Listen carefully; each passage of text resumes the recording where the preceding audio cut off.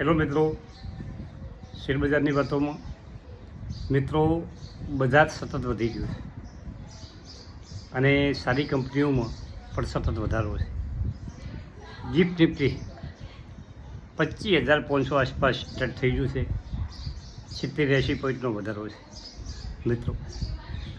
અને સેન્સેક્સ 82,793 303 પોઈન્ટનો કાલે વધારો હતો.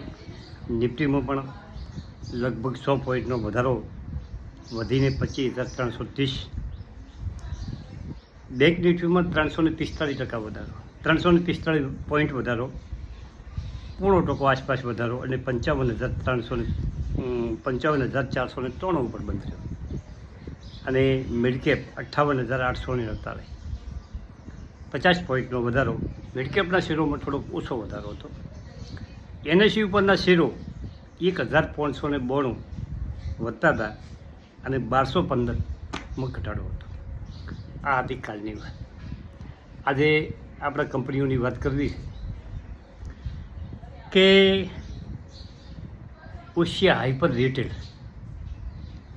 આ 29 આસપાસ ચાલતો હતો અને 11 રૂપિયાથી સર્કિટ લાગી રહી છે. અને કાલે 32 રૂપિયા 92 પૈસા 5% વધારા સાથે અને હજુ પણ સર્કિટ અપર સર્કિટ ચાલુ છે. 11 રૂપિયાથી સતત સર્કિટ લાગી રહી છે. કંપનીએ એક વીકમાં 27%, એક મહિનામાં 191%, 100 મહિનામાં 50% અને એક વર્ષમાં 22% નેગેટિવ રિટર્ન આપ્યું છે. પરંતુ ખાસ એ છે કે એક મહિનામાં કંપનીએ પૈસા 11 રૂપિયાના 11-13 ઘણા પૈસા કરી નહોતું. ટ્રેન્ટ, ડીમાર્ટ, વિશાલ મેગામાર્ટ એવી આ કંપનીના સ્ટોર છે મોટા મોટા ગુજરાતમાં અને બીજે 40-45 સ્ટોર ચાલવે છે. અને ખાસ વાત એમાં એ છે કે કંપની 250 કરોડ રૂપિયા ક્યુઆઈ દ્વારા એકઠા કરવાની એની આ 22 તારીખે બોર્ડ બેઠક છે, એમાં મંજૂરી મળવાની. હવે બીજી એક સેક્ટર છે કે શિપિંગ સેક્ટર, જે જહાજો બોધવાનું, મોટા મોટા જહાજો, માલવાહક જહાજો, યુદ્ધવાહક જહાજો બોધે છે. અને મિત્રો તમને ખબર છે કે રશિયા પાસેથી જે આપણે તેલ ખરીદતા હતા ત્યારે જે માલવાહક જહાજો આપણે અમેરિકા પાસેથી ઘણા ભાડે લેતા હતા. દુનિયા આખી ભાડે લે છે. 3-4 દેશો પાસે મોટા મોટા માલવાહક જહાજો છે અને બીજા દેશો એ ભાડેથી કામ કરાવે છે. આપણા પાસે પણ ભારત પાસે પૂરતો છે ખરા, પણ પૂરતો નથી. અને આ કંપનીઓ નવા જહાજો બોધી ગઈ છે. 2 કંપનીઓ લશ્કર માટે જે જહાજો છે પનડુબ્બીઓ જેવા એ પણ બોધે છે અને માલવાહક જહાજો પણ બનાવે છે. કાલે ગાર્ડન રીચ 7%નો વધારો, કોચિન શિપયાર્ડ 4%નો વધારો.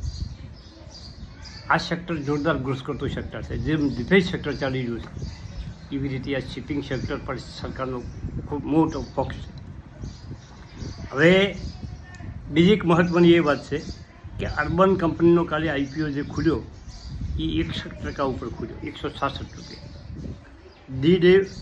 દેવ એક્યુમેન્ટનો કાલે 64 રૂપિયા ઉપર એનો આઈપીઓનો 5% સર્કિટ લાગીને બંધ રહ્યો અને સર્કિટ અપર સર્કિટ ચાલુ હતી.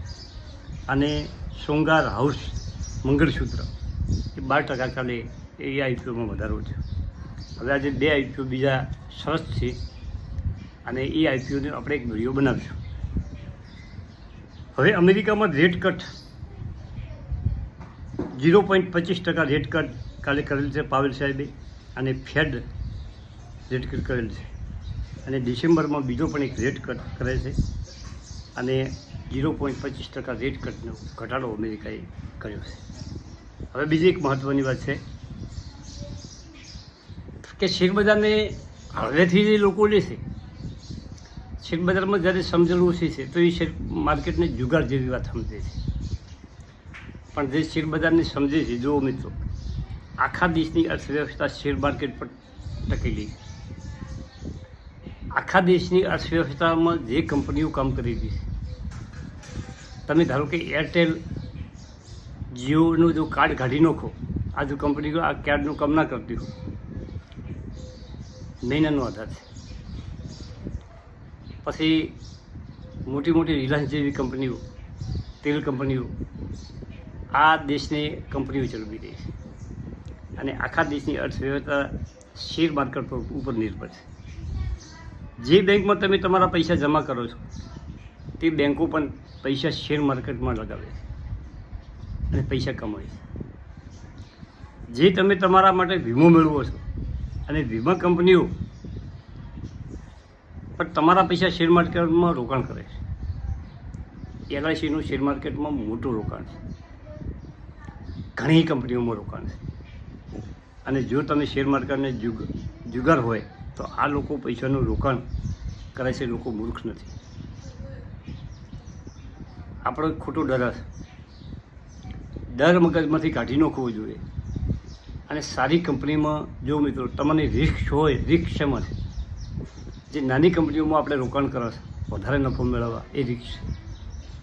પરંતુ તમે ઇન્ડેક્સની કંપનીઓમાં રોકાણ કરો, ઇન્ડેક્સમાં સારી કંપનીઓ હોય એનો સમાવેશ કરવામાં આવે છે. જે કંપનીનું પરફોર્મન્સ ઓછું હોય એ કંપની ઇન્ડેક્સમાંથી બહાર નીકળી જાય છે. એની જગ્યાએ જે સારું પરફોર્મન્સ કરતી હોય એ કંપનીને ઇન્ડેક્સમાં મૂકવામાં આવે. પછી એ નિફ્ટી હોય, સેન્સેક્સ હોય, મિડ કેપ હોય, સ્મોલ કેપ હોય, ગમે તે ઇન્ડેક્સ હોય. મિત્રો, શેર માર્કેટ એક એવો ધંધો છે જે પૈસાની કોઈ કમી નથી, પરંતુ એમાં કેટલીક શરતો છે અને જેની પાસે આવડત અને અનુભવ હોય છે તે જ આ ધંધામાં સફળ થઈ શકે. મિત્રો, બધા પાસે જે આવડત અને અનુભવ નથી હોતો. શેર માર્કેટમાં નવા માણસો હોય છે, એ માણસોને જો પૈસા શેર બજારમાં રોકવા હોય તો એમને SIP ચાલુ કરવી જોઈએ. મારું કહેવું તો એવું છે કે તમારે એક SIPમાં 2000 રૂપિયા રોકવા અને એવી અલગ અલગ કેટેગરીની SIP ચાલુ કરવા. મિડ કેપની છે, સ્મોલ કેપની છે, લાર્જ કેપની છે. હવે તો ઘણી પ્રકારની SIP બજારમાં આવી છે. અને ખાલી વિદેશી રોકાણકારોએ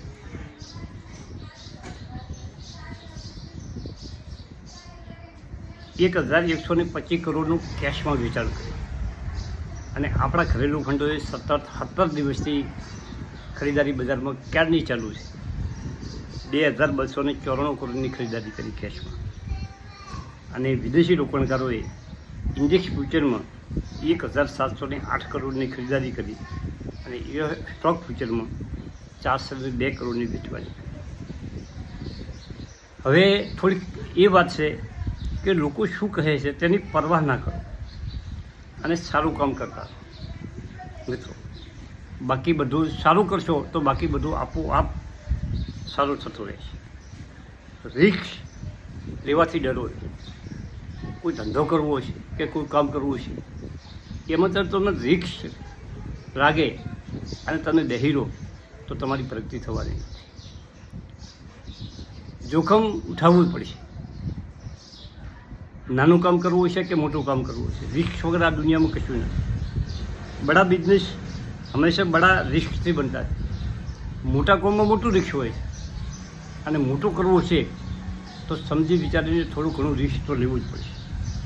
ક્વોલિટી અને એથિક્સ જરૂરી છે અને ભરોસો રાખો તો જ આગળ તમારું ગાડું હેડે. ઇનોવેશન પર ફોકસ કરો. માર્કેટમાં રિસ્ક એનો અસલી મંત્ર છે. પૈસા તમને આપોઆપ મળશે, પરંતુ બસ તમારે કામ કરતું જવાનું છે અને સારું કામ કરવાનું છે. મિત્રો, આ બધી શેર બજારની વાતો છે. Thank you.